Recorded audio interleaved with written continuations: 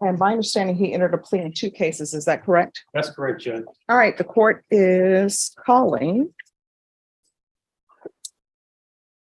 2020 CR 2993 and 2023 CR 043W, State of Texas versus Adrian Soto. Could I have parties announced for the record for the state? Ruben Herrera for the state. Defense? David Andre Woodard from Mr. Soto. Are you Mr. Soto? And cause number 2020 CR 2998. You enter a plea of no contest to burglary of a habitation with intent to commit assault. According to the plea bargaining agreement, punishment is to be assessed at 8 years in the prison, and the state is opposing your application.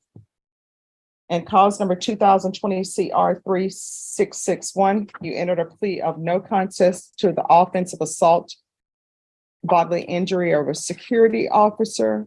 According to your plea bargaining agreement, the state is requesting that punishments be assessed at 8 years in the prison. They're opposing your applications. Have both parties had a chance to review the PSI report, state? Defense? I have, Judge. Any objections to the PSI report, state? No objection. Defense? No, Your Honor. All right, any witnesses, state? None from the state. Defense? No, Your Honor, aside from the letters that are provided to me. All right, and for the record, the court has reviewed the letters that have been presented. The court will hear arguments, state. Your Honor, based on the defendant's criminal history, he did pick up these felony cases as well as multiple misdemeanors that are also pending involving the same family. The defendant's conduct is escalating and continues to terrorize the family, including the complainants on this case, as well as her brother, her children, and her mother. And the burglary for habitation, burglary to a habitation case, defendants alleged to have entered the house through a open window or through an unlocked window and grabbed the child from where he was sleeping at 3 o'clock in the morning. He's shown a disregard for the safety and welfare of the complainant as well as the children in the household. And it's the state's fear that if the defendant were granted probation, he would continue to contact the family and continue to violate any no contact orders that would be entered. I believe that the only way to ensure the safety and the welfare of the complainants are to sentence the defendant to the prison. Defense? Judge, I reviewed the PSI and also talked to Mr. Soto this morning regarding the impact statement that's provided in the PSI, and I've asked him, since this incident, have he had any contact with the complainants? And since the incident, he stayed away from them. He does have 2 children with the young lady. He hasn't seen the children because of this incident, but he has not gone around them or their household. So I think he's shown that he can stay away from them. I don't think he needs prison to stay away from them. Since he's been on bond, since these cases have been pending, he stayed away from that family. Also, Judge, if you look at his prior history, he does not have any convictions for misdemeanors or felonies. He's 25, he is working. He has support. He has family members here in court with him this morning. He has the letters that were provided to him. I think when we pled on the case, Judge, the court asked him if he was experiencing any substance abuse issues at the time of the offense. He was truthful with the court. He said, yes, Judge, I was under the influence. I also asked him this morning if the court did testing, how he come up. And he explained to me he would come up negative. He has not been using any type of substances since he's been on bond, since these cases have been pending. He is working. He's working as a painter. He's not on child support for the children, but he is willing to place himself on child support so he can start contributing to their well-being.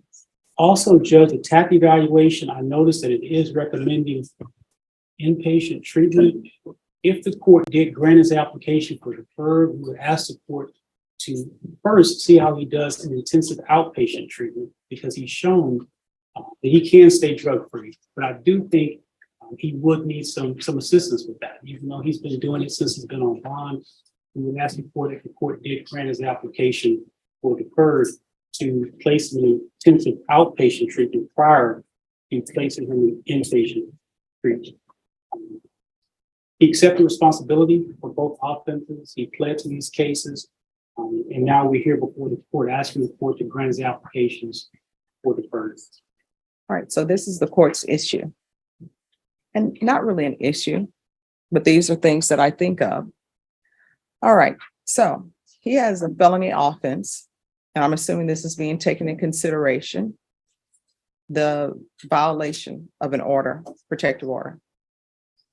That's from December 31st, 2019.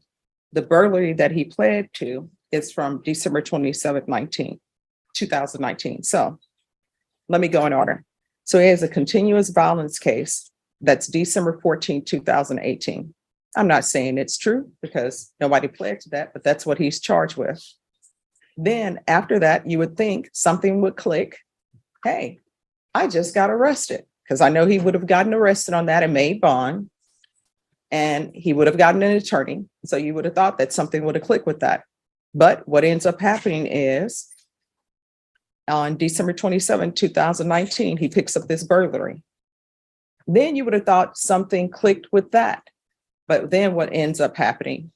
He picks up the he picks up the violation of the court order or bond order or protective order on December 31st, 2019.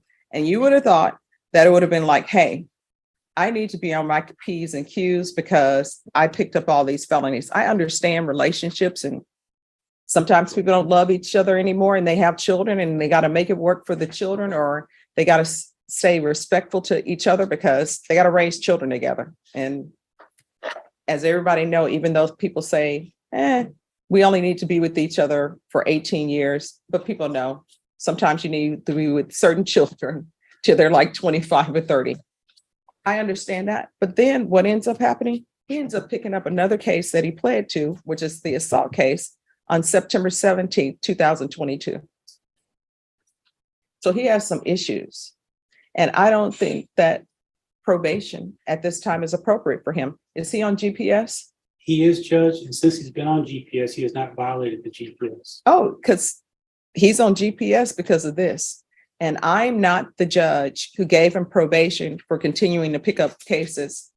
Some other judge did that. And the only thing I came back to do was probably add the GPS so that everybody would know where he was. So I'm not inclined to give him probation. I'm not going to give him probation. I'm going to sentence him, and I will retain jurisdiction. So in cause number 2020 CR 2998, court will find you guilty.